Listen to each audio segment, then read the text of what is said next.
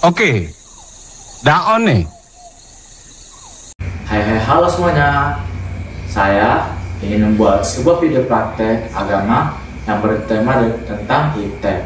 Tapi ada pepatah yang pernah mengatakan, tak kenal maka tak sayang. Jadi izinkan saya untuk memperkenalkan diri saya. Perkenalkan, saya Nathan Raflata Soid. Saya sekarang sedang berada di bangku kelas 8 SMP Indonesia Baru Jinseum Batam. Selamat menyaksikan semuanya.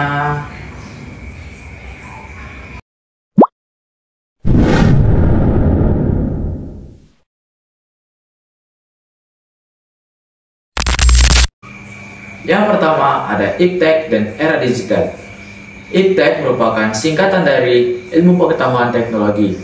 Istilah ini merujuk pada penggunaan dan penerapan metode ilmiah pada teknologi. Penerapan ini berfungsi untuk memajukan masyarakat, meningkatkan kualitas, dan memecahkan masalah.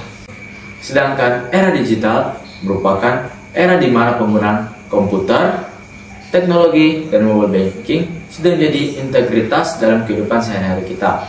Era ini ditandai dengan penggunaan teknologi, yaitu untuk memproses, mencari, mendapat informasi, dan berbagai kegiatan unik lainnya. Nah, sekarang saya akan memberikan 3 contoh dampak positif iptek dan 3 contoh dampak negatif iptek. Yang pertama, dampak positif iptek adalah memudahkan kita untuk mendapatkan berbagai informasi. Seperti sekarang, informasi sudah tersedia di Google, yaitu di www. Sekarang, kebanyakan orang yang mendapatkan berita dari Google semua karena orang kebanyakan malas menonton berita secara langsung dalam TV. Nah, yang kedua, memudahkan orang untuk menelepon orang yang jaraknya jauh.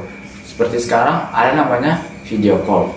Orang pada zaman dahulu tidak dapat menggunakan video call dikarenakan orang zaman dahulu hanya menggunakan yang namanya telepon kabel. Itu pun hanya disediakan di tempat-tempat halayak umum dan hanya di rumah masing-masing. Yang ketiga, dapat memudahkan kita untuk menciptakan berbagai benda di industri besi. Zaman sekarang orang kebanyakan bangun rumah contohnya seperti membuat fondasi dari besi. Orang-orang tidak membuat rumah lagi dari kayu. Itu adalah 3 contoh iptek positif. Nah, 3 contoh iptek negatifnya adalah yang pertama, dikuasai oleh teknologi. Sekarang kebanyakan manusia dikuasai oleh teknologi dan bukan menguasai teknologi. Seperti teknologi menguasai manusia, tapi bukannya manusia menguasai teknologi. Dikarenakan teknologi ini, manusia kebanyakan melupakan apa yang harusnya dilakukan dia di dunia ini. Nah, yang kedua, terjadinya aksi-aksi seperti balap liar di saat subuh-subuh. Nah, aksi tersebut terjadi karena adanya teknologi yang bernama motor. Teknologi tersebut malah menciptakan dampak negatif bagi anak-anak muda, yaitu balap liar. Saya pun bingung entah kenapa orang-orang zaman sekarang kebanyakan melakukan balap liar untuk mempertaruhkan sesuatu. Nah, yang ketiga, ada juga kebanyakan pembunuhan. Seperti tadi, pendistribusian besi tersebut mendistribusikan banyak besi, tetapi besi juga bisa disalahgunakan, seperti untuk membunuh orang. Ada juga orang yang menggunakan besi. Terkadang semua yang kita anggap bagus tidak selamanya bagus, tapi bisa saja kita gunakan untuk melakukan dampak negatifnya. Nah, yang selanjutnya ada 3 sikap pelajar Kristen terhadap iptek. Yang pertama, menganggap Allah sebagai sumber pengetahuan.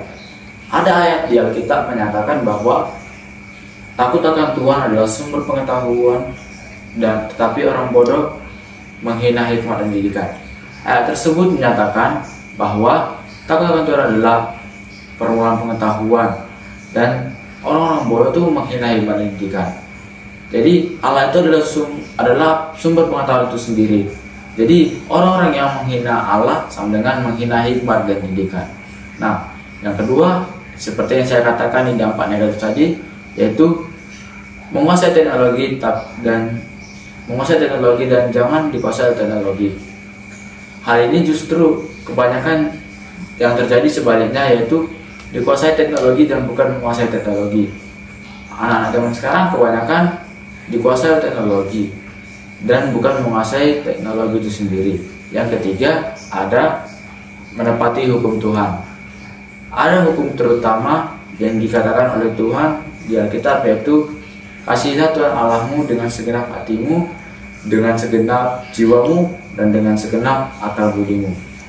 Ayat ini menyatakan bahwa kita tuh harus mengasihi Tuhan dengan segenap akal, budi, jiwa, dan segala sesuatu yang kita miliki.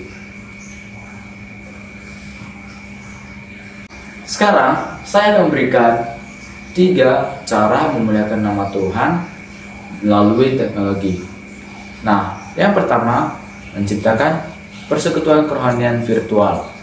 Kita dapat memuji dan memuliakan nama Tuhan bukan hanya di dunia ini saja, tetapi di teknologi juga bisa, seperti kita mengadakan live di sosial media ataupun entah di mana bersama teman-teman kita untuk memuji dan memuliakan nama Tuhan. Yang kedua, membagikan firman Tuhan melalui konten digital. Sekarang kita sekarang tidak hanya mendengar firman Tuhan di gereja saja, tapi melalui konten digital kita juga bisa mendengarkan firman Tuhan ataupun khotbah. Nah, yang ketiga, menggunakan teknologi sebagai media pembelajaran rohnya. Seperti yang saya katakan tadi, bahwa sekarang kebanyakan manusia belajar melalui HP, bukan hanya melalui buku saja. Tetap sekarang juga membaca Alkitab bukan hanya melalui Alkitab itu saja, tetapi sekarang sudah ada Alkitab digital, yaitu yang tersedia di HP. Kita juga bisa membaca pembelajaran kerohanian di HP, bukan hanya melalui buku agama saja. Oke teman-teman, sekian penjelasan yang bisa saya sampaikan kepada kalian semua. Jika ada salah kata saya, mohon dimaafkan. Terima kasih. Bye semuanya.